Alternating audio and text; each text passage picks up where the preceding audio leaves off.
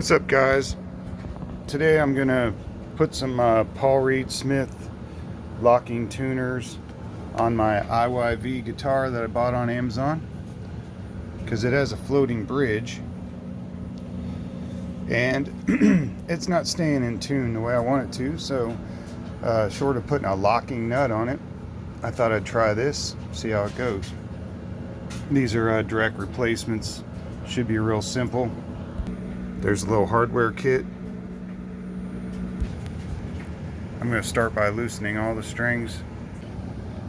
You need a 10mm wrench to get these loose, and there's one screw on the back. Just get those loose, it pops right out. So you're going to slide that up in there.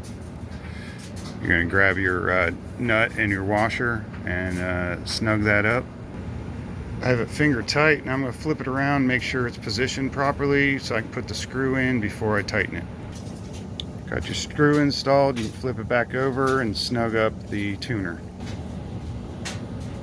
In this style, they've got a screw that goes in the top here. You don't want to go all the way tight because you got to put the string through there first. You want to put the string straight through it because you want to have as few winds as possible. The idea is to just have like maybe a quarter turn on here, and snug this guy down. You can do it by hand, it should hold it.